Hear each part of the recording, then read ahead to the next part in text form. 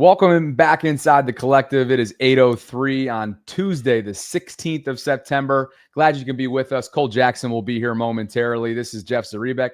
I am Bobby Trossett, and we are week 3 already into this NFL regular season. Of course, Jeff, Ravens get it done. They had to, maybe didn't have to. They stared 0-2 in the face a year ago. We're both old enough to remember that.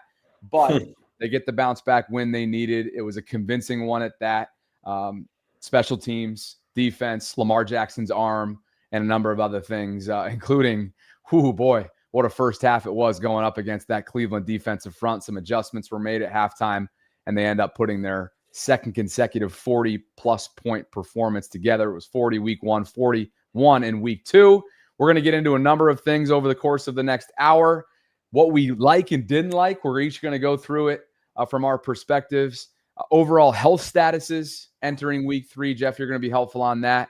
And, of course, practice gets set tomorrow, so we'll have more coming up next week on that. And just in terms of where Isaiah likely might be trending, Kyle Van Noy's timeline, Jair Alexander, so on and so forth. And then, of course, it's never too early to take a quick sneak peek ahead at what's supposed to be a blockbuster game if it lives up to the expectations, and that is Ravens-Lions under the primetime lights in Baltimore 6 days from now, coming up at the bank. But Jeff, would love to get your opening thoughts on a game where you could go in a bunch of different ways, right? You could one, rejoice in the bounce back effort that was made, and then you can also maybe take the pessimistic approach and realize that that's probably an opponent that's going to be picking in the top 5 come April. Yeah, I mean, it was one of those can't win games if you're the Ravens. You blow them out, and it's like big whoop. That's what you should have done. You struggle, and it's, wow, maybe this team isn't as good as we thought it was. So, they did what they had to do. They handled business. They took care of business. I know the big word last week was maturity after both Marlon Humphrey and John Harbaugh basically said that the defense lacked maturity. Yeah.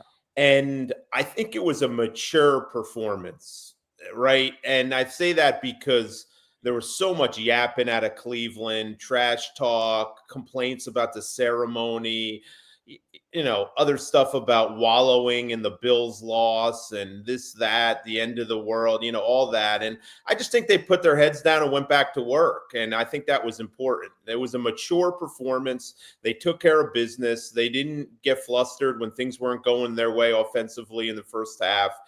It's good to see the defense and special teams make some plays. That's kind of what's been lacking in the past when the offense has struggled. It's where's the defense and special teams to pick them up. They picked him up early. All in all, it was a solid performance. The type of performance a potential Super Bowl contender should have against one of the lower tier teams in the league in Cleveland.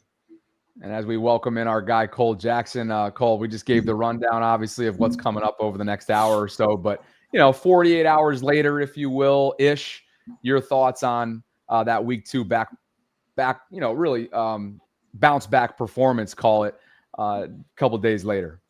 Yeah, I mean, there's still some frustrations. There's still some things this team needs to work through. But, you got to remember it's week 2. Part of the whole don't peak early thing, right? Like there's going to be some things to work with. I think a lot of the frustration is, around some of the trenches. I feel like every offseason we talk about, all right, we're just going to shore up the O-line, get some edge rushers in here. And I feel like it's been kind of Groundhog Day for the last few off seasons, and it still feels like we're kind of in that part. So it seems to be a lot of frustration coming off a 41 to whatever it was, 17, was it 10, 17 finish there? Yeah, 17. So, I mean, it was a shellacking, and this is a team that has historically given the Ravens a lot of trouble. It's an AFC North matchup. These aren't gimmies by any means, even when it is a team like the Browns.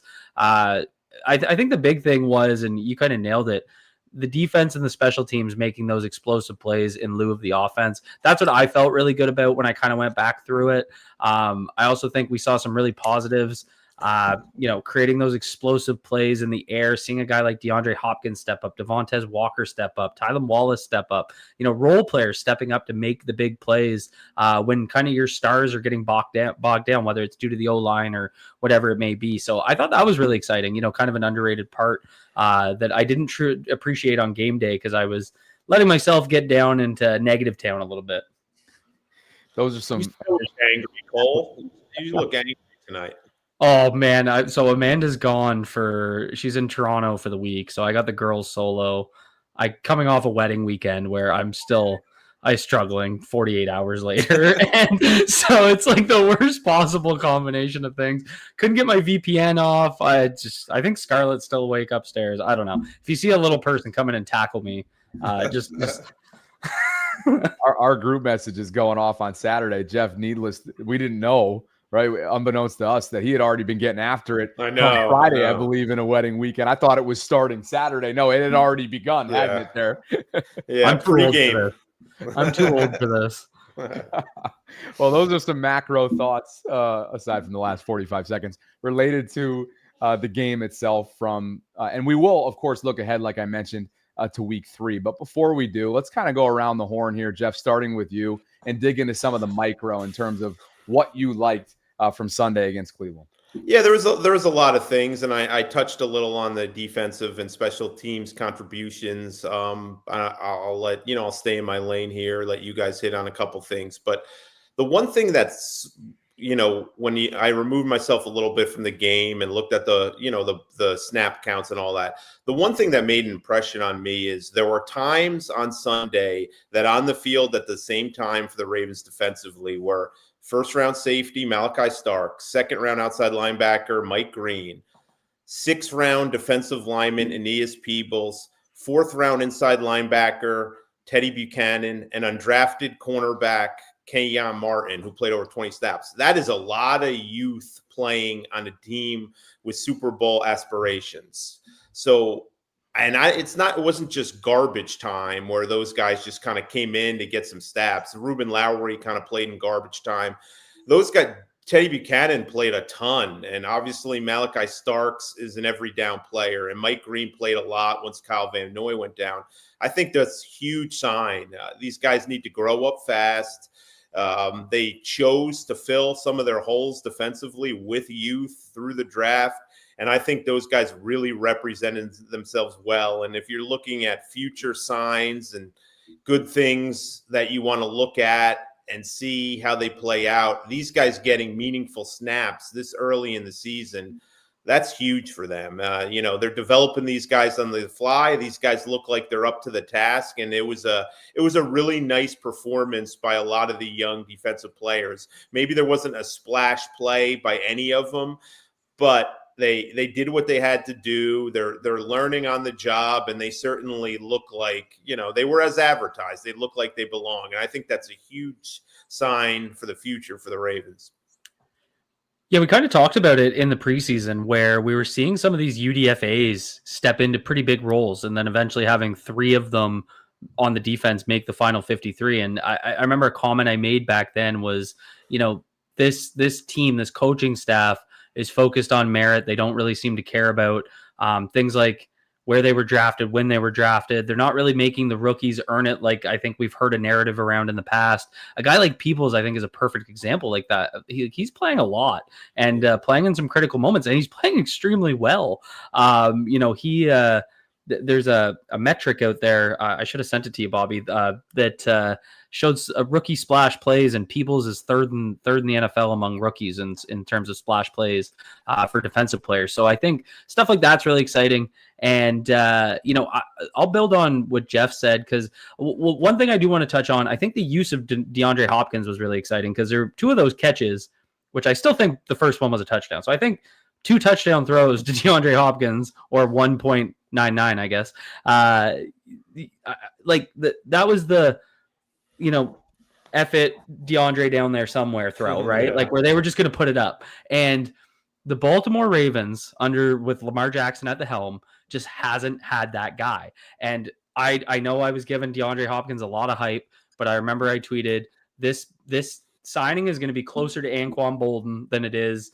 I think my example was Jeremy Maclin in terms of like where the Ravens have been bringing in these vet receivers in recent years, and some have panned out and some haven't. And those are the types of plays that I was expecting from a guy like DeAndre Hopkins, where he can make a big play, he can be a ball winner, he can go up and get it. And, it just reminds me of last year where Lamar was putting in really well-placed balls to Nelson Aguilar, and Aguilar, as well as he did when he was here, he just couldn't make those big, prime time type plays. So DeAndre Hopkins comes out as a major positive to me. He's off watch. I hope that talk goes away, because I saw a player on tape last year that started the season injured and got a lot better fundamentally throughout the year. And then I'll get into one guy that really impressed me was Zach Orr. His creativity on third down I did a film study on it today, very impressive to me, especially after the criticism of, being a little bit conservative in the fourth quarter against the Bills. He was running everything. They were running cover 2 rotations out of dime. They were running, cover 1 man. They were rolling cover 4, running the cover 4 stick coverage where they're bringing Kyle Hamilton down into the box against the X receiver.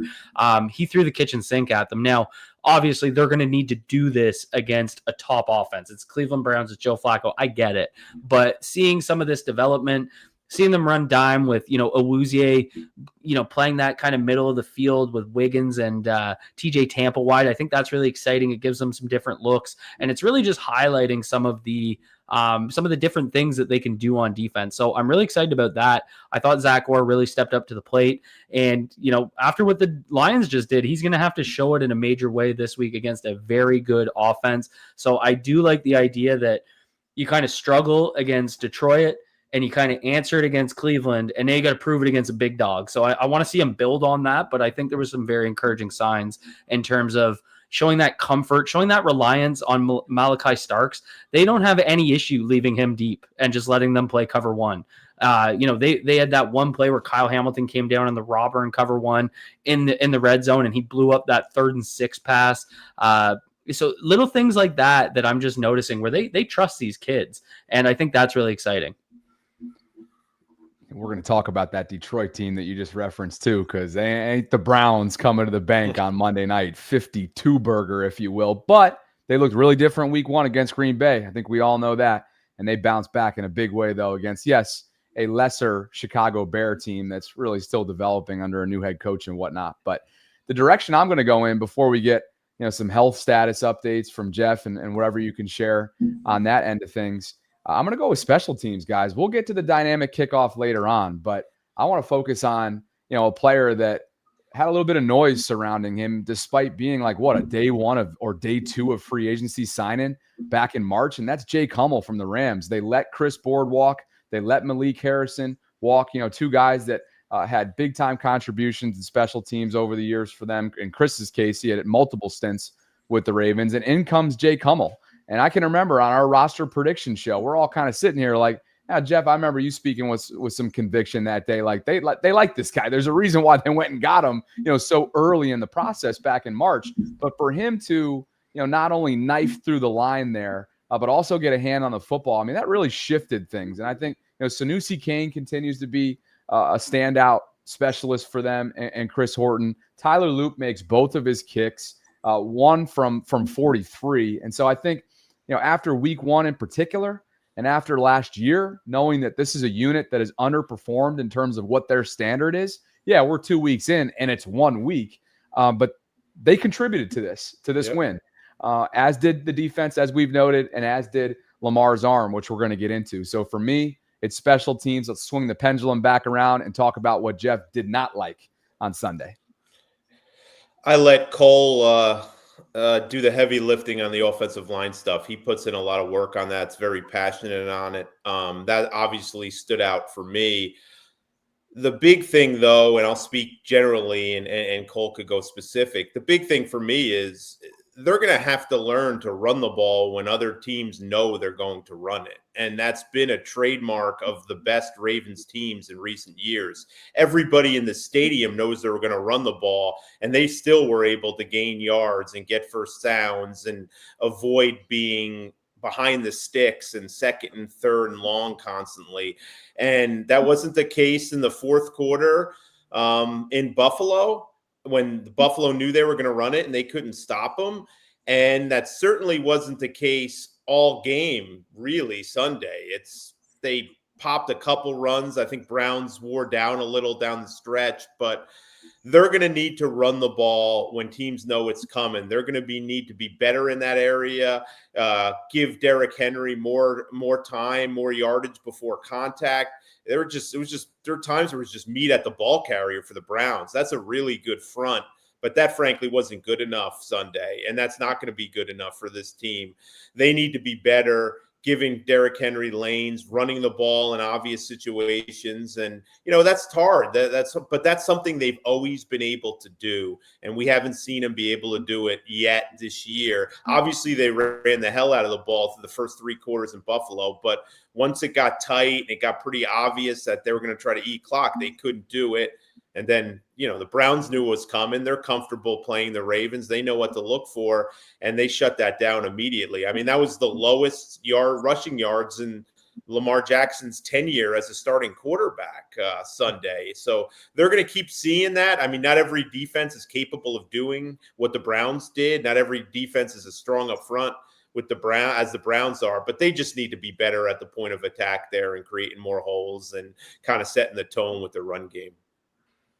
Yeah, no, I think let's start with the run game and then we'll get into the pass game when we talk about the offensive line. I think I can't remember the last time I've seen a team kind of be dominant up front for 3 quarters and then completely lose it in the 4th and then carry it into the next game. And make no mistake about it, the Browns front did this to Cincinnati the week before, where they have a good guy in Chase Brown that can run that football. And I forget what the stat was.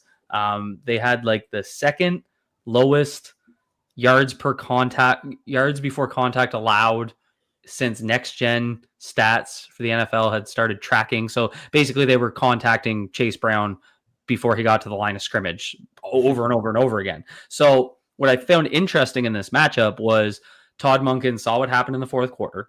He saw what the Browns did, and they came out with this kind of bizarro run game early, where it was, I think in their first 4 runs, the way I charted it, they ran an influence trap, a buck sweep, a crunch trap, and then I think another influence trap. So basically what a trap play is trying to do is take advantage of those upfield rushers.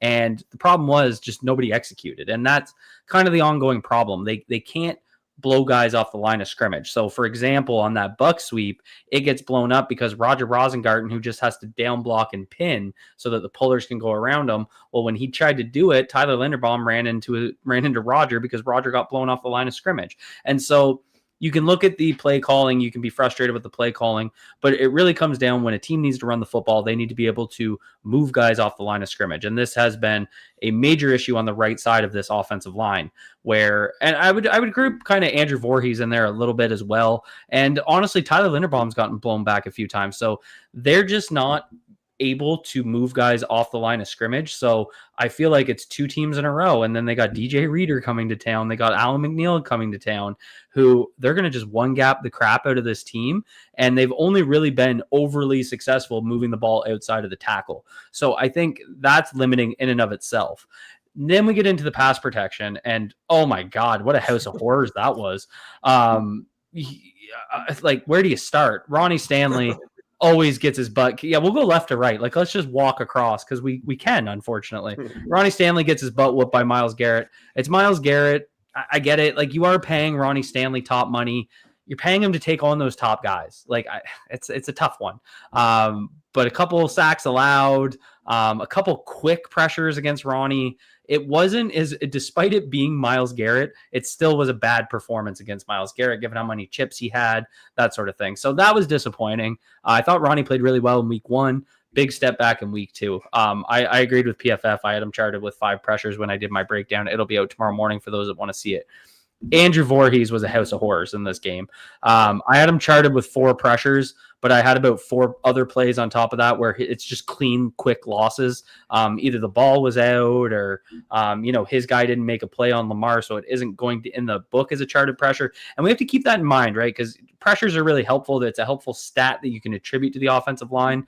But there are a lot of situations where guys are still losing reps, and Andrew Voorhees has been losing a lot of reps. So that's really concerning. He looks like I kept saying he's weeble wobbling. Like, he'd overset to the inside and overset to the outside, and it's really hard to kind of bang down on what the issue is. But one thing I'm noticing is he's playing with wide hands a lot. And that was an issue I had with Roger Rosengart and Daniel Falele. And I'm really wondering how much of an influence George Warhop's having on that. So it's something I kind of mentioned to you guys earlier. I'd love to ask some of his former players if that's something that is kind of in his bag, because I don't really remember Voorhees having the outside hands problem as much as he's having right now. Then you get to Tyler Linderbaum. Oh my God, he struggled in this game. It's sad to see. I hate to see it. I hate to critique one of my favorite players, but really struggled in this one. Ended up on the ground about 2 different times, just on quick losses. He really struggled against the speed of Mason Graham and Malik Collins. And that's usually his game, right? Like usually it's the big physical DJ Readers that spent so many years in Cincy that's coming to town this weekend. Usually it's those big noses that he struggled with, but he really struggled with the speed. So I'm not sure what was going on there, but again, it comes down to that penetration. And, one thing I noticed is they were sliding to the right so often. They're trying to help out the right side of their offensive line. And how much is that impacting Tyler? Usually, with a smaller center, you want to be able to give that help to the center. I think Greg Roman used to say, I can hide a center. I can't necessarily hide a guard or a tackle the same. So you'll want to do that so you can unlock what that center can do as a run blocker. Then you get to Daniel Falele. I actually thought he had a pretty good game in pass pro. Say something nice about Daniel Falele. I thought he had a good game. I'll give credit where it's due. Everyone's grabbing that one clip that he kind of looked lost, and he has really bad awareness. Like, there's no doubt about that. But I really I'm kind of whatever on that. They were running a slide protection to the right, and a guy crossed his face, so he went into Tyler.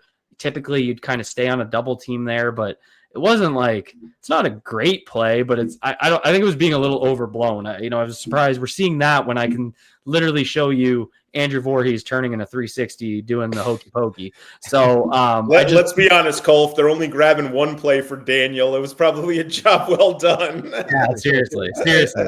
So it is funny to me though, because I got branded as the Daniel Falele hater, and I think I throw the hate at everyone when they play poorly. And then we go to Roger. I thought Roger bounced back a little bit in this game. He really struggled against Joey Bosa's power, but I thought he bounced back. I do disagree with this graphic, though. I saw that coming out. I had him charted with a pressure, and I trust my eyes more than PFF's.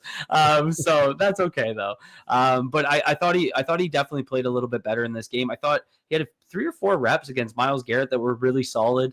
So I'm seeing him get his bearings a little bit in pass protection, but it's really his run blocking. That's the major issue, and that's really glaring. So I guess what I'm getting to and why I wanted to kind of do a big overview, the inconsistencies, the roller coasters of the 5 guys on this offensive line are the fundamental concern for me, because it's not just one issue. It's not just one guy in one aspect. It's all 5 guys that are just creating this inconsistent play from your front 5. And we saw it in the second quarter. When I did the charting, I had 5 pressures allowed on 10 dropbacks in the first quarter.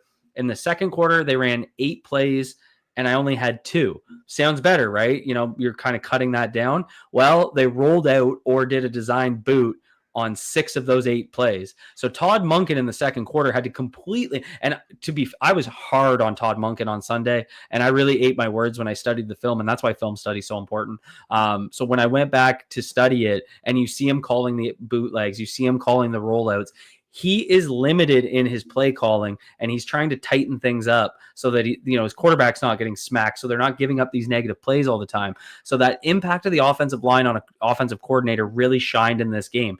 They were giving chips from both the running back and the tight end, which means you're only getting 3 guys out in patterns, and they're only bringing 4. So you got 3 out against a 7-man coverage, and they're still getting pressure with 4 off chips. That is completely unacceptable of an offensive line. If you're going to get 2 guys in there to help you, you damn well better be able to block 4 with 5.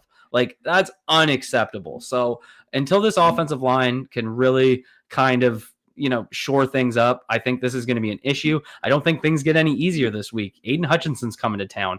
He doesn't look himself since coming back from surgery, and we know some guys, when they're coming off those injuries, can take a little bit to ramp up, but we know DJ Reader has given this team problems. He's definitely the interior issue.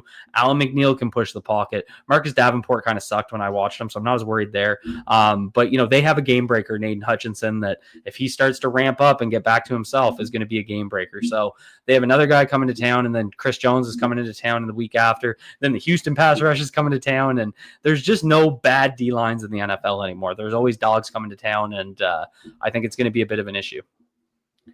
Pat Ricard's availability seems pretty relevant to the content that you just ripped off the last few minutes, and that's where we're going to go in just a bit here on the other side of this. And Jeff, of course, is going to set things up here right after this. Pat Ricard, Jair Alexander, Kyle Van Noy, now the newest player that's in that injury category, if you will. More on that in just a bit. We appreciate you guys for being with us tonight on the Ravens Collective.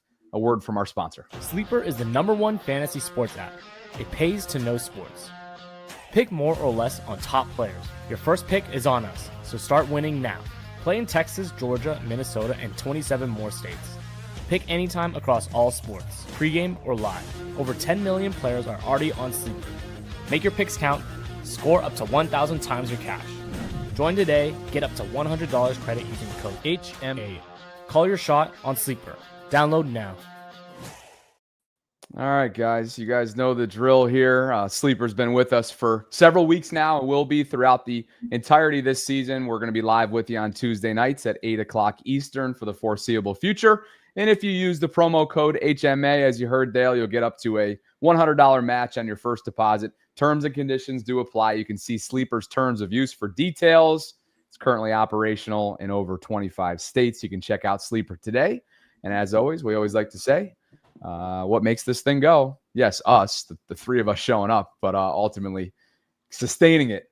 Our brand sponsors go a long way to doing exactly that. So appreciate them. Appreciate all of you guys for being here. Over 300 concurrents. Let's quickly go to, gentlemen, shall we go to it quickly here? One super chat that's come in before we shift gears. And man, I got a bone to pick with StreamYard. These disappear on me for whatever reason, and I don't know why. But Clinton Ganaway is the lone super chat that's come in so far tonight, and he writes, "Glad I was able to get here early tonight. Thanks for all the hard work, guys. Glad I got a nap in earlier." Clinton, Oklahoma's finest. Glad to have you here, brother. Thanks for the super chat. And Jeff, your thoughts on the Pat Ricard situation? John Harbaugh talked a little bit about that at his press conference on Monday, which, gosh, feels like such a long week. That was just yesterday. It's a calf. It was initially described as a soft tissue setback, but was there a setback of the setback? Yeah, there had to be, right? And, I know John Harbaugh gets accused of not being forthcoming all the time with injuries, but all indications are heading into that last preseason game that they expected everyone except Likely to be on the practice field heading into the week 1 opener against Buffalo. Not only did we not see Pat Ricard on the practice field that week, we didn't see him on last week. And John Harbaugh just labeled him week to week, which is term, if you've been around and heard John Harbaugh's injury updates, week to week means you're not seeing him this weekend. That's just how he sort of, characterizes injuries of guys he's chalking up as being out. So there's no doubt if they knew it was going to be this long of an absence, I think Pat Ricard would have started the season on IR.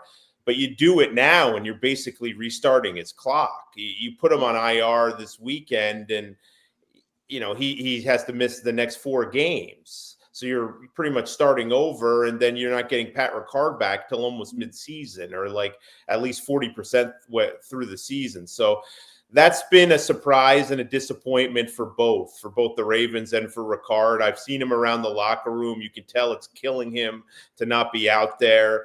He wants to play. He makes them better offensively, but he just hasn't been able to get out there. I mean, calf injuries can be tough, and they also can lead to Achilles issues, as we've seen in the past. So you have to be really careful that doesn't get worse and make sure he's healthy before he comes back. But no question, I think that one has been a little bit of a surprise for them.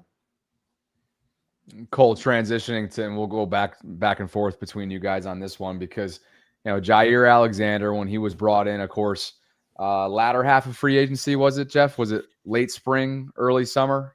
Yeah. It was, what was it, during mandatory minicamp, I think. Was it? Okay, yeah. So that would be June. Yeah, that would be June. And we know the facts. The facts is that the dude is what? well less than a year removed from the PCL, the procedure, the knee drain, of course, that took place the opening week of training camp.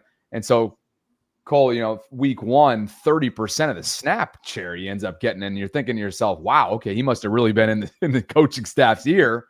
And then he ends up being a healthy scratch on game day for week 2. And so that meant that Chido Awuzie, of course, would play a hefty amount. TJ Tampa got a chance to show what he was about in outside of just special teams, which we know he's a capable player in that side of things. So moving forward with the way, and John Harbaugh comes out, Jeff, as you saw and listened to directly at his press conference yesterday, and say, look, Jair's going to play. We got to get him to where he needs to be. So Cole, after watching the film from week 1 and knowing where they are right now and knowing all the talent and depth they have in that secondary, where do they need him to be?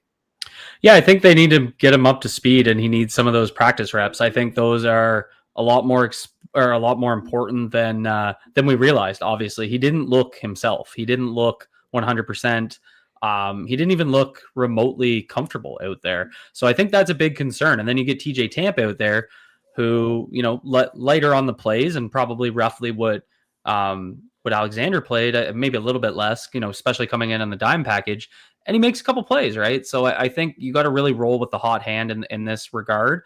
And you're almost treating this as a deadline acquisition when Alexander comes in. So if you kind of spent the next 3-4 weeks, just integrating him in practice, then you give it another shot, maybe after the bye week, for example. But I don't see how after this you go back to Alexander after Tampa just played so well. You know what I mean? Like I have a hard time with that. I think Awuzie's played really well as well. And so, he gave up that back shoulder ball to Jerry Jeudy, but I mean, you find a better place back shoulder ball. That's what Joe's career has been, right? Like Awuzie didn't get his head back around, but when you watch it from the sideline view, he did look back. It was just that high arcer that was perfectly placed to Jerry's back shoulder. So through 2 weeks, I have no issues with Awuzie. I have no issues with TJ Tampa, but I had some pretty big issues with Jaire Alexander. So no disrespect to him. I think they're going to get him back. He's a vet. He just needs to get up to speed. We've seen this with so many guys. I just mentioned about Aiden Hutchinson. These injuries are hard to come back from. Remember Marlon Humphrey was getting called washed in 2023, 22, 23. And then last year he was their best defensive player. Maybe Kyle Hamilton, but one of their best defensive players, several, closing plays in games last year. So give him some grace, give him some practice time, let him ramp up and play your hot hand when you have it. And I think TJ Tampa and Awuzie showed that they can make plays in his absence. Yeah, I think whether Jaire plays this week, Monday, may depend on Marlon Humphrey's status. We saw him left with a groin injury. And the good news is once he went back to the locker room, he came back out pretty quick and he was running pretty well down the sideline. He was kind of doing sprints or, a lot of agility stuff with the trainer, the head athletic trainer nearby watching. And my guess is if they needed him, he would have been back in the game. They were winning big, and why mess with that? I don't necessarily know if he'll be at practice all week, but they didn't seem to be as concerned about that injury in terms of being maybe a multi-week thing as Kyle Van Noy's hamstring. So but I think with Jaire Alexander, benching him is maybe harsh, but making him a healthy scratch is basically an acknowledgement that we screwed up by having him play in the first week. That's exactly what that is. And one more comment about that topic, guys. I don't see all the behind the scenes stuff. Stuff happens. John and Jaire have apparently been in constant talk and collaboration about their plan, and they've been upfront with him. But by all accounts, he's handled this really well, and he's bought in. Now, we see him on the practice field last week. He was out there pretty early. He was doing work on his own.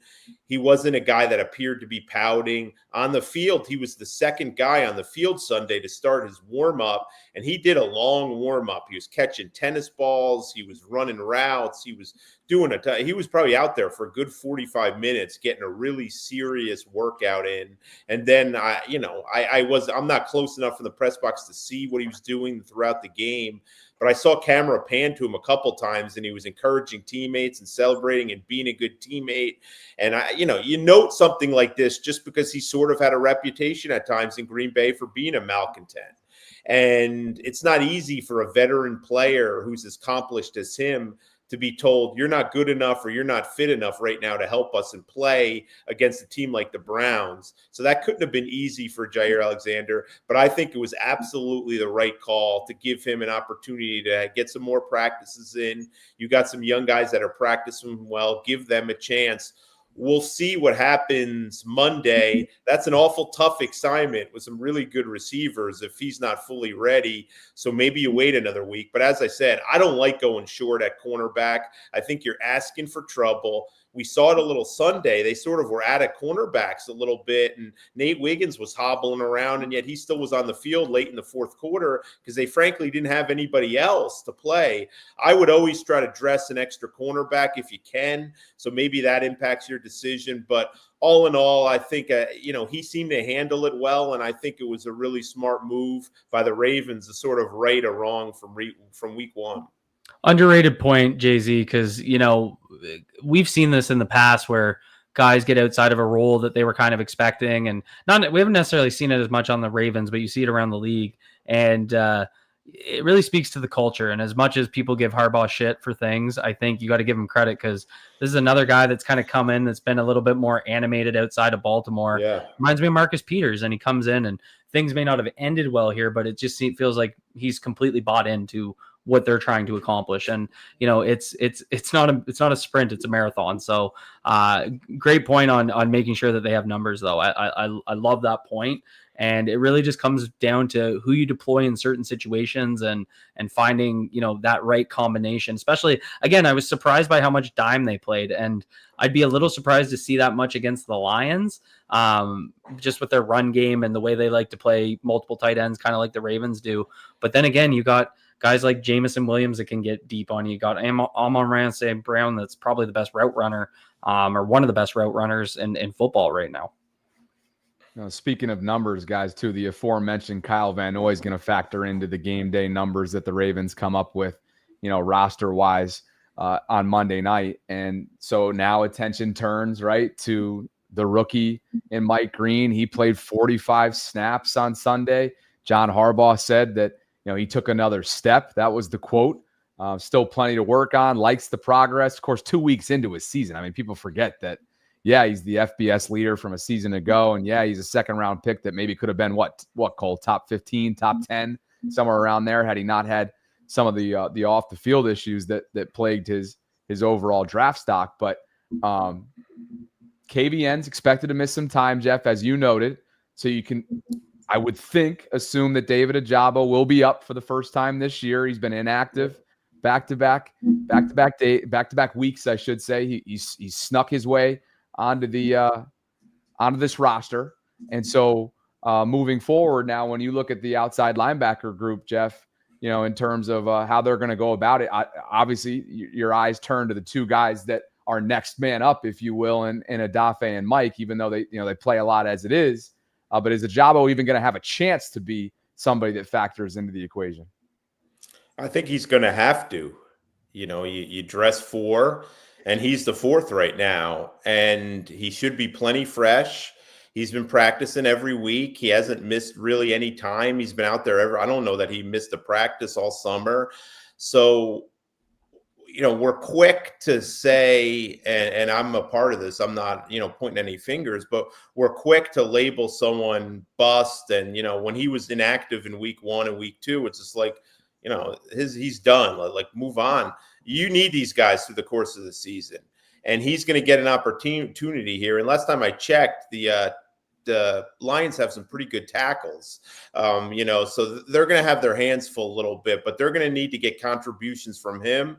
Tavius Robinson's going to play more pass rushing snaps, as we know. That's going to have to happen too. Oweh's probably going to, there's been games where Oweh's not even playing 50% of defensive snaps. I can't imagine that happens. So you're going to need these guys, and it's David Ajabo's time. I don't think he's going to play a ton, but he'll work into that rotation, I would expect. And it's a tough time to be without Kyle Van Noy. Just look at the quarterbacks they play over the next 3 or 4 weeks. And, I don't know exactly how long Kyle Van Noy is going to miss. Hamstring injuries are so tricky. You think you're coming back and it grabs on you. It's kind of been the story of the Baltimore Orioles season. They give all these projections and these guys get, incidents happen, then we don't see them for a month. But it's the same way with hamstrings. We saw it with Ricard. You can't really take any chances. But even a moderate hamstring injury is going to sideline a guy for 2 to 4 weeks, usually in that range. So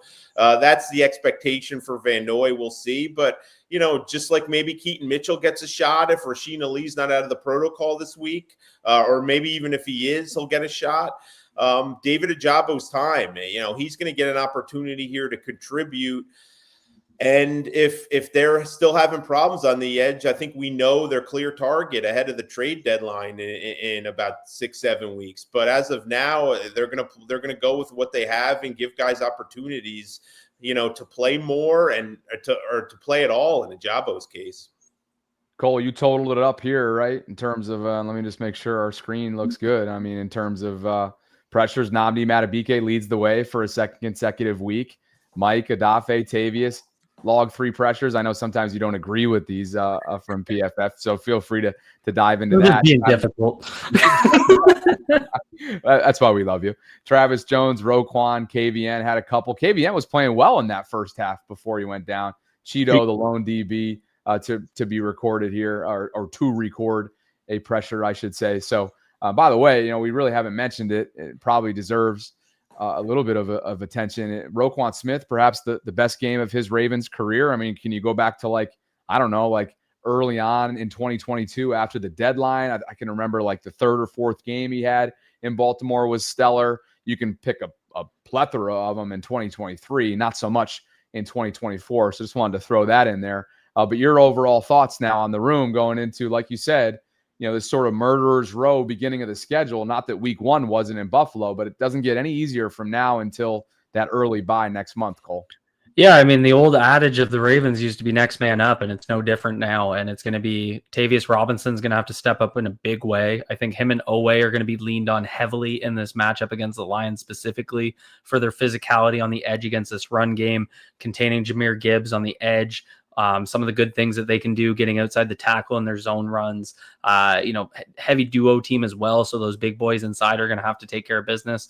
But the way I see it kind of working is your base ends are going to be essentially Robinson and Oweh, and then you got Ojabo and Mike Green working in a situational pass rushers. And that's definitely how I'd run it. They kind of did that last week with Robinson, where they wanted to, make sure they shut down the run early. And I think that makes sense, especially against a Joe Flacco led team. We all know his go-to was to get into play action as much as humanly possible. So I think they need to rely on guys like Ojabo and Mike Green. Mike Green's going to play a lot more than Ojabo, just to be clear, and will definitely play against the run as well. But Ojabo's going to come in, play like 10 snaps against the pass. So kind of those 3rd and long situations just to spell. But I think it's a big couple weeks for Tavius Robinson where he can really kind of prove his thing. And, I'm always pulling for the Canadians. So, but a little focus on Rowe. The one thing about Rowe in this game that really stood out was I can't remember a guy in the last few years where I've really been studying film where he's constantly pointing out exactly what the offense is going to do. It was a little weird. They had that one play where he's pointing and then Teddy Buchanan literally follows him through the gap and Rowe blows it up for -3. He had the play where he broke on Ford on a swing pass. He knew what play was going to be called. So, the clip of Ray talking to him on the sideline, I don't know if Ray tied him to a chair and made him watch film with him for 48 hours straight. I'm not really sure what it was, but he knew what that Cleveland Browns defense was doing. And he just played like his hair was on fire. And I think that was the big thing. And, I clipped a few plays of Teddy Buchanan, and you got to wonder if Teddy Buchanan's providing some of that stability beside him, especially in pass coverage, if that's letting Rowe play a little bit more free. I got to give Teddy a ton of credit. And if I don't, his dad's going to yell at me on Twitter again. So, it's one of those things where, I think he's really stepped up to the plate, and a guy that's gotten better very quick. And I think that's super exciting. So it's a big matchup for those two guys, though. These are guys that are finesse guys. They want to use their speed. They want to get kept clean, and they want to meet you before you get to the gap rather than in the gap as much as humanly possible. That's what they did so well against the Browns. But this Lions defense is different. This Browns O-line used to be very physical. They're just getting a little older. They're not quite what they were in their primes with Batonio and Teller and those guys. And, no Jack Conklin in the lineup as well. But, this Lions offense led by Dan Campbell, they want to eat your kneecaps. We already know that. So they're going to come out, they're going to play physical. And it's going to feel like an old school AFC North matchup where they're going to have to play physical. They're going to have to win the line of scrimmage. And again, big week for Tavius Robinson, but also big week for these linebackers who they shined last week. No doubt about it. No question about it. But this is a different matchup in terms of the physicality they're going to have to play with. And I think they're going to have to be ready to do that. Is it just me, guys, or is there something about this unrelenting enthusiasm from this year's rookie class parents? I mean, you got Roy Higgins out there getting it. Steve Loop is very enthusiastic randomly in my Discord server. And did you say Teddy's father? Is that what you said, Cole? Yeah, he got mad at me. I put a nice tweet out about him, and he said, "Oh, now you're finally noticing." And then I clicked on the profile, and I was like, "Wonder who that is?" And it said, it was a picture of Teddy, and then it said like father of Cal Bears or something like that. I was like, damn, they just find me everywhere. Oh, that's so good. But you know what? I'll give them credit. They're out there. They're enjoying their young lads. This is the new age social media, as the kids say. Jeff, I want to get your thought on this, Jeff, before we shift gears to a peek ahead at Detroit and this Monday Night Football blockbuster matchup. And some super chats. I want to get your thoughts on this because Jadeveon Clowney is off the board. Matthew Judon off the board to Miami. Za'Darius Smith off the board to Philadelphia. Clowney is going to Dallas. Obviously, they need all the help they can get, having lost, and really not lost. They let him go. They let Micah Parsons go. It's a 1-year deal for Jadeveon, up to $6 million. I saw that the base was somewhere around 3.5, if memory serves. So your thoughts on this, generally speaking? Maybe if you had a feel for whether or not the Ravens, were interested at any point and we're just kind of waiting to get a feel for their room. Anything you'd like to share on this? I never got the impression that they were all in on bringing back Jadeveon Clowney or even in at all. Maybe they got more interested in it when they learned Kyle Van Noy was going to be out for a while, but at that point it was pretty much too late. Jadeveon Clowney had agreed to a deal with Dallas by Sunday afternoon, probably even before they knew the extent to Kyle Van Noy's injury. But there's just been no real traction on bringing him back in the days before that. His tape last year wasn't very good. I think he's a guy that I think Jadeveon Clowney kind of needs to be in winning situations. And when he signed with Carolina, I was skeptical that was a good fit for him. His family's from that area. That's what he wanted to go, and they paid him handsomely. I get it. I just, Jadeveon Clowney with a rebuilding organization, to me, it's just not a great fit. And I think the Ravens and him brought out the best in each other. It was a good fit, but I think they were ready to move on. And Jadeveon Clowney, to me, as of a week ago, didn't make a ton of sense because whose snaps are you cutting? Are you further cutting Owe and Van Noy's? Are you cutting Mike Green and not giving him an opportunity? I'm not even talking about Jabo. I'm talking about the guys already on the roster. And you add a guy like that, he's not going to succeed in getting 10 to 12 snaps. That's not a role Jadeveon Clowney's going to succeed in. You need to play him, and those snaps need to come somewhere. So even if he played well, you're kind of subtracting the effectiveness of someone already on your roster. So you're adding something, but you're also taking away something. To me, it didn't make a lot of sense until Kyle Van Noy went out. Now they're very thin, at edge rusher, and they're facing some really tough quarterbacks. And it's bad timing, as I said, with the Van Noy injury. But, No, maybe things heated up at some point Sunday, but I never got the impression they were all in on bringing Jadeveon Clowney back to town. That just never seemed to be in the cards. All right. So unless it's early November, you're saying basically that there's not many left out there, right? In that veteran mold that would be 1 year, or, a rental, or even a half season in Jadeveon's case, even though he'll get pretty much a full season, 15 weeks or so with Dallas. Guys, let's get to some super chats. They're pouring in tonight.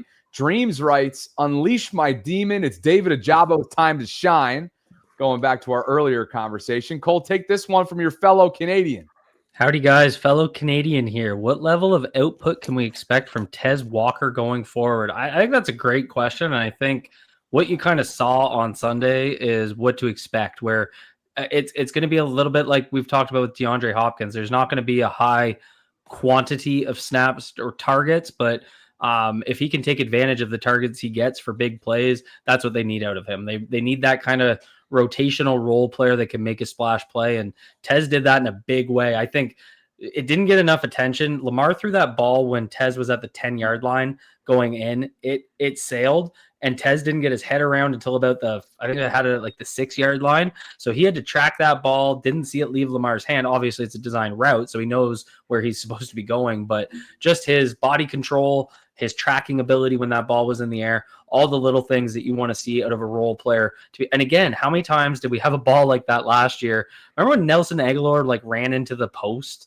Or no, that was Sammy Watkins. Yeah, and was that Miami ran into the post?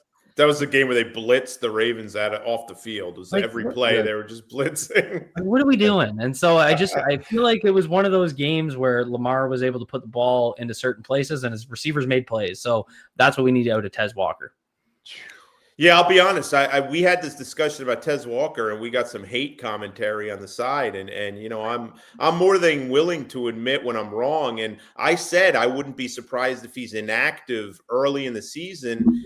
And if he's going to be inactive, it's going to be because special teams. And I still stand by that. I mean, he didn't play a single offensive snap in week 1, but he's their gunner on special teams. He's playing on all their special teams units.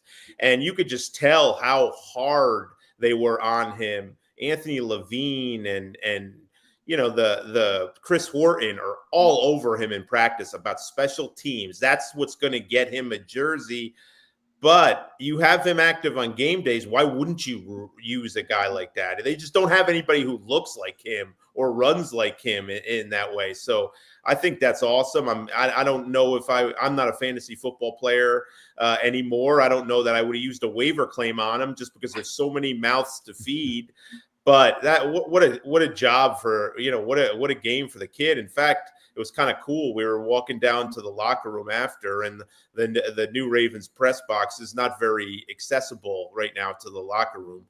And we walked by some of the suites, and we walked by, must have been a family suite where Devontae Walker's family was sitting, and they were all wearing Devontae Walker jerseys, and you could just tell how excited they were. What a game! Three career catches and 3 career touchdowns.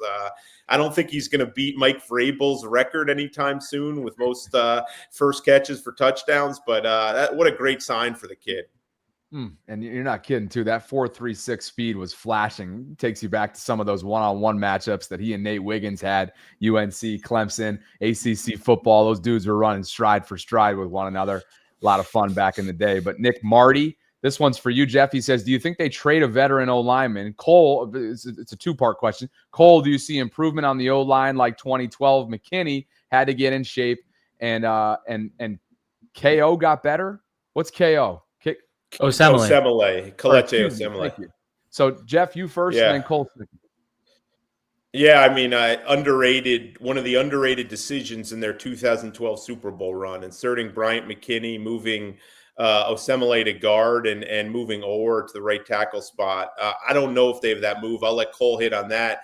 I mean, I imagine he's saying trade for a veteran offensive lineman, and I think to look at what's out there, guys, but that's a hard position to find. And I say that because even most of the rebuilding teams, the teams that are out of it, still are playing a young quarterback who they want to see get better and they want to protect. Like the Titans. Titans spent a lot on the offensive line. They're probably not going to be in the playoff hunt.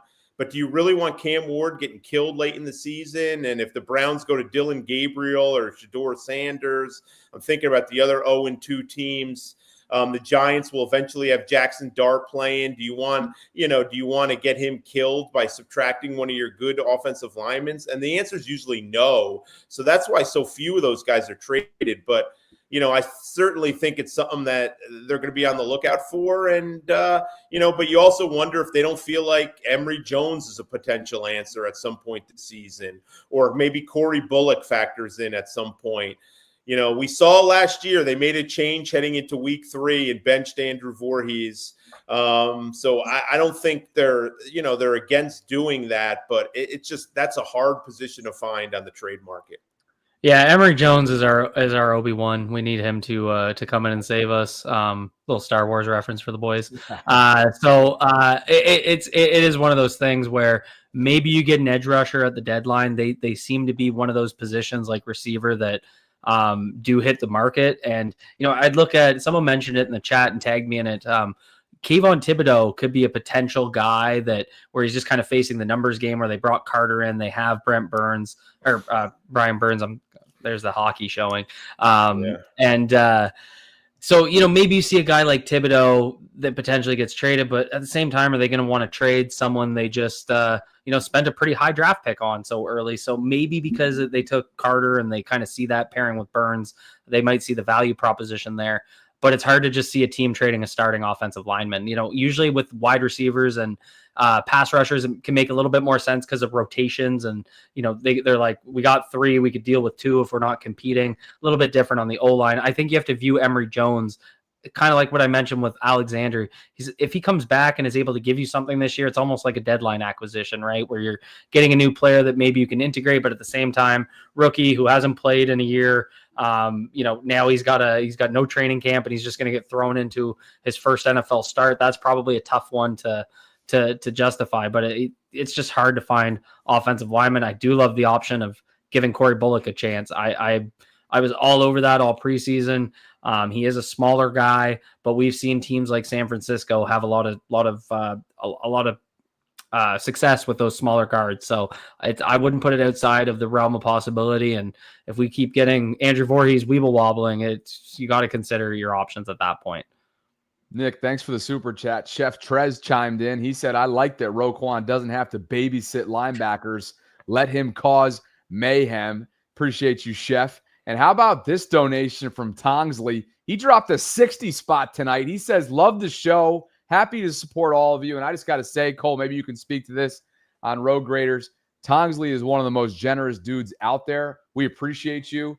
And Jeff, welcome to the Super Chat game. It's a 60 spot for the collective. Nice. Thank you, guys. Jeff, why don't you take this one from Don C? I was waiting for Jay-Z to pull out an air horn.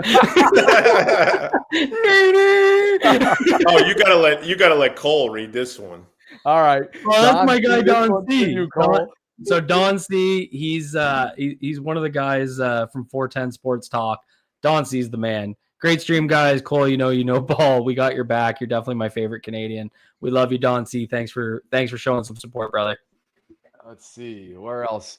Super chats. And by the way, we've got almost 400 concurrents in here tonight. Needless to say, what really helps the channel grow is liking the video, subscribing, hitting that notification bell, letting folks know in Ravens group chats, family, friends, you name it, of what the collective is all about. Tuesdays at 8 o'clock Eastern moving forward.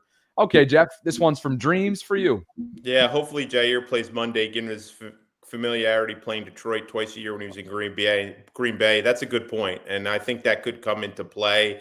Again, I don't. It's a tough situation. You could practice as much as possible, and yes, practice. You can build up your confidence, knock off some rust, but there's no substitute for game reps. So at some point, you gotta let him play in games, and let him experience that competition and get back into the heat of action too. So we'll see if that's Monday for him. As I said, it may depend on their health situation at cornerback. By the game's end, Marlon was out, Nate Wiggins was limping around. So we'll see. They have this week, everything's moved back. First practice is Thursday. They have a walkthrough Wednesday, but no availability from the media in terms of practice availability. First injury report won't be till Thursday. So it will be a couple days until we sort of get a feel for how things are stacking up. But I think they know, and I don't think, as I said, I think John said sooner rather than later for Jair, and I wouldn't be surprised if he's back active this weekend. Thanks, Queon. Don C with another super chat, and we have addressed this, and we are up against the clock, and we have to get our final thoughts in ahead of week 3 as well. But I'll read it, Don. And you said, how have Teddy and Mike Green performed at inside and outside linebackers? In your opinion, guys, we've addressed some of that for time purposes. We're going to keep things moving. Appreciate you, Don. Sod Blitz says, Owe played well, 2 holds away from 2 sacks with a shrugging emoji.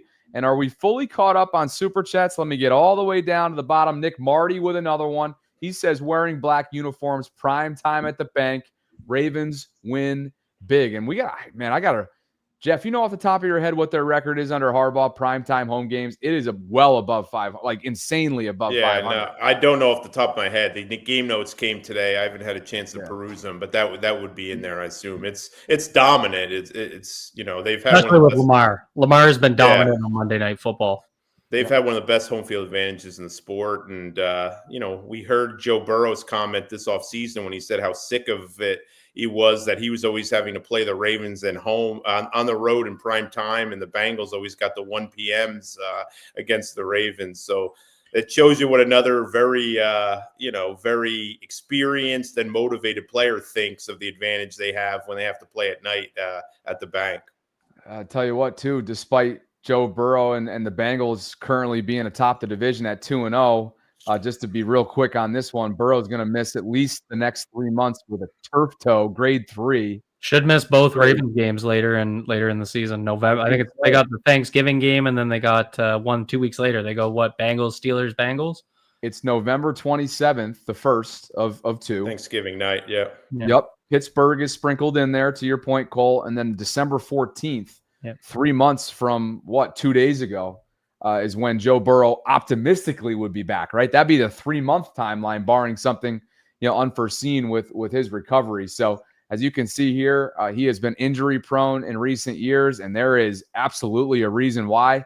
Schefter took a look at the pass pro ranks since he was drafted in terms of pass block win rate, and they have not been statistically speaking, NFL ranking wise, where you want to be whatsoever, either the bottom of the barrel or bottom third. So big, where I'm going with this is, big opportunity for the Ravens. Obviously what Pittsburgh put on film this past weekend was nothing short of just pitiful. And we know who Cleveland is at this point. Maybe they end up spoiling the Ravens, in a way, in that regular season series. They split last year with Jameis Winston, but what they put out there on Sunday, I think, suggests that, like we said at the top, Jeff, they're going to be picking top 5. But where I'm going with this is, they can run the table here if they start to kind of round into form over the next month or so, leading into a really early bye week. So some closing thoughts in terms of what's it going to take against the Detroit team that they've dominated, Jeff, in recent years. But this isn't the same Detroit team. They are littered with talent.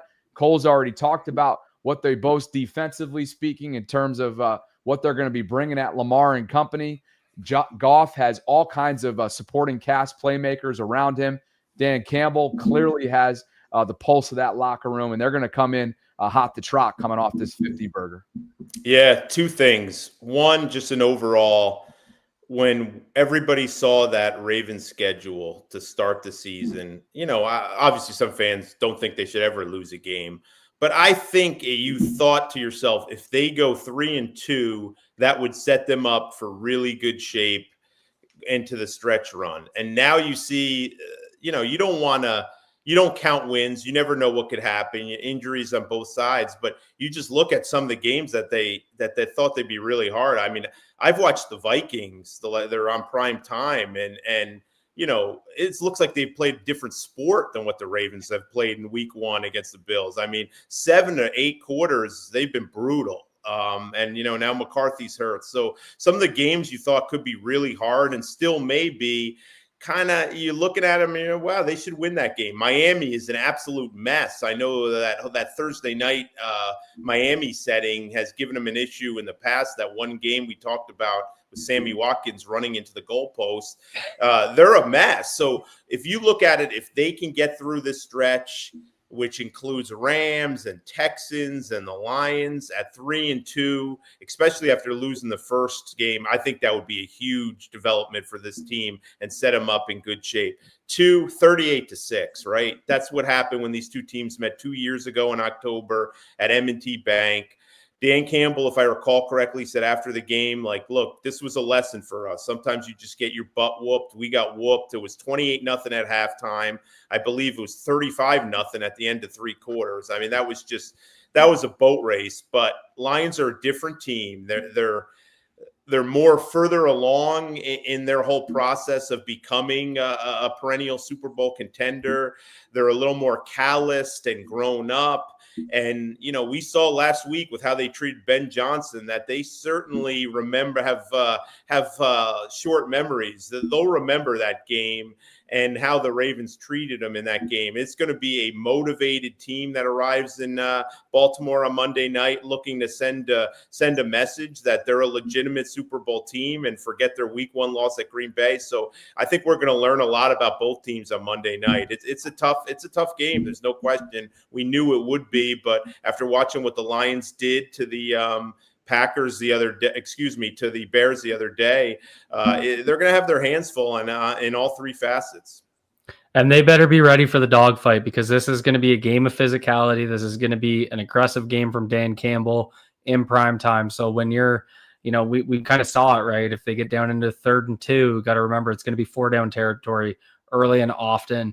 I think it's a big game for these defensive and offensive fronts. If they go out there and get bullied, it's going to start to, really turn into WTF mode. But they have an opportunity to go out there, set the record straight, have a dominant performance against a good 2 units, both the O-line and D-line for the Lions. And they come ready to play. They come ready to punch you in the mouth, because they know if they don't, Dan Campbell might put a helmet on and go out there and play center himself. So, I'm excited for this one, but I love the title of the show. It's a big measuring stick game. It's only week 3, so it feels weird to be having that conversation already, but it's more just what the Ravens have gone through 3 weeks. You look at their defense, you saw them kind of answer back, but can they do it against an elite unit that they just, got beat up by in week 1? So can they get right quick, and it's the same thing with the O-line and D-line, particularly the O-line. Can they get right quick? And that's how I think they have to look at this and just stay dialed in, but they better be ready for a physical game, because again, these guys, the NFC North plays like the AFC North. It's physical football, and it's going to be, again, 4th down territory early and often, and they better be ready to shut down that run game of Gibbs and Montgomery. Real quick, Bobby, we know how tight things get when they have to go to Kansas City or when they have to play Kansas City, period. We just know how that is. They're on a short week after this Lions game, having to go to Kansas City. They may not be the same old Chiefs, but they still have Mahomes, Kelsey, Spagnuolo, Andy Reid. You do not want to go into that game 1-2. You just don't. Because, as I said, we've all seen what Chiefs week is like. It hasn't necessarily brought out the best in the Ravens. Sure, maybe this is a different Ravens team. This certainly appears to be a different Chiefs team, but you just don't want to go in there at 1-2. What, you got to go back to, what was it, 2021? September, October, last time they beat it. The only time they beat them. And that was at home. Yeah, the home. Yeah. It was that Sunday night game, I think. Yeah. Lamar flipping into the end zone. How could you forget it? But yeah, the quarterbacks here in Monday night, they've had a couple potent performances, a lot more than a couple. But look at what Goff and Lamar have done since 2024. They're the only quarterbacks with multiple games of 300+ yards, 5+ touchdowns, and no picks. So, Goff, look, he may have been written off, right, in LA. He has come to Detroit and made sure. What did Geno Smith used to say? They wrote me off, but I didn't write back. I think Goff can say that about his time in LA. And so let's just get a closing thought on this, because you got to love a little bit of gamemanship right here going into the week. Malik Cunningham, of course, was brought in, 2023, Jeff? At this point, New England didn't want him. He was undrafted as a quarterback out of Louisville. And I believe his redshirt season as a Cardinal was Lamar's final season at Louisville before he leaves for the draft, of course, in 2018. And so these two have a relationship. Malik has shifted to wide receiver in recent years. And look who's bringing them into their practice squad, the Detroit Lions, as of earlier today. Jeff, I can only imagine what the Ravens were thinking of this move going in. But as we all know, there is no simulating Lamar Jackson. At least there isn't 8 years into this whole show. Yeah, I mean, everybody knows Lamar's record against NFC teams and teams that can't simulate some of the stuff he does with the speed and the ball control and the ball skills he has. It's just impossible. Malik Cunningham, he's really close with Lamar. I'm sure they'll pick his brain a little bit, but I imagine the overriding thought from Detroit is let's get a dual threat type guy that can at least simulate what he can do. It's not an exact comparison, as we all know. So, I mean, this is part of the game. They did Detroit. Why wouldn't you do something like this to try to help you prepare for Lamar Jackson? So these things kind of happen. It'll be interesting to see how long Malik Cunningham stays around in Detroit after this game. It may not be long, but, he'll be a key player in their practices this week for sure. There you have it. Couple more super chats. Sod Blitz answered our question earlier, my question that I floated out there. Harbs is 20-3 in home primetime games since 2008, and I'm sure Lamar is he's obviously contributed to that stellar number. OJ writes, keep hustling, y'all. We love the content. Shout out Jay-Z. We appreciate you for holding us down. A little bit of love for you, Jeff, and the super chats are alive and well. Great membership and viewership tonight. Almost hit that 400 number. So thank you guys for continuing to show up and show out for us. Tuesdays, the collective, 8 o'clock Eastern. And guys, a week from tonight, I expect a pretty big audience in here.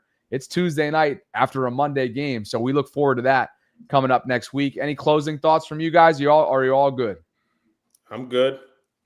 I'm good, but I'll encourage our listeners as you wrap up here, go over and check out 410 Sports Talk. Go out and check out Jimmy and Glenny, two guys that we all love, and they'd love to have you over there. They usually stream at 9 right after us. The Tuesday night lineup, reminds me of the old school TGIF. You got Coach Evans doing Ravens Roundup. You had Spenny and Jake right before us doing the Exit 52 podcast. You got us at 8, and then you got 410 at 9. You couldn't.